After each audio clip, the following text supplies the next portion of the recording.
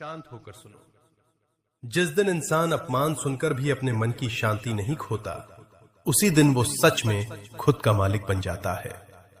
यही वो शक्ति थी जिसने गौतम बुद्ध को संसार के महानतम गुरुओं में स्थान दिलाया। एक बार भगवान गौतम बुद्ध अपने शिष्यों के साथ एक नगर से गुजर रहे थे। वहां कुछ लोग उनके विचारों से सहमत नहीं थे। उन्होंने बुद्ध का उपहास किया, कठोर शब्द कहे और उन्हें क्रोधित करने की पूरी कोशिश की। सभी लोग यह देखने लगे कि बुद्ध अब क्या करेंगे, लेकिन बुद्ध के चेहरे पर वही शांति थी। उनकी आंखों में करुणा थी, उनके मन में धैर्य था और उनके हृदय में किसी के लिए कोई द्वेष नहीं था। थोड़ी दूर चलने के बाद एक शिष्य ने पूछा, भगवन, क्या अपमान सह लेना कमजोरी नहीं है? बुद्ध मुस्कुराए और बोले, नहीं, कमजोरी अपमान सुनना नहीं है।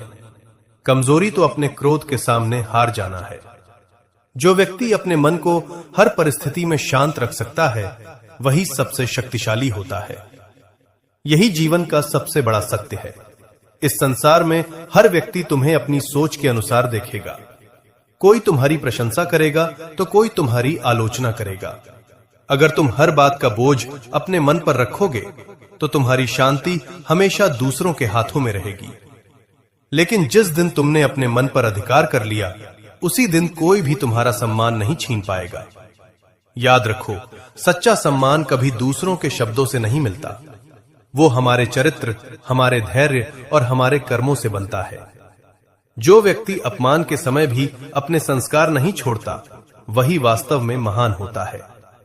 बुद्ध कहते थे कि सबसे कठिन युद्ध किसी दूसरे से नहीं, बल्कि अपने भीतर उठने वाले क्रोध, अहंकार और बदले की भावना से होता है।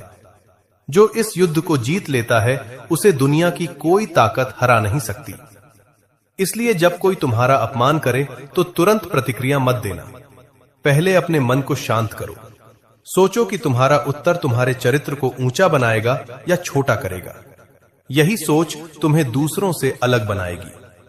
याद रखो, लोग तुम्हें केवल शब्दों से चोट पहुंचा सकते हैं, लेकिन तुम्हारी असली ताकत इस बात में है कि तुम उन शब्दों को अपने मन तक पहुंचने देते हो या नहीं। इसलिए अपने जीवन में सत्य, करुणा, धैर्य और आत्म संयम को अपनाओ।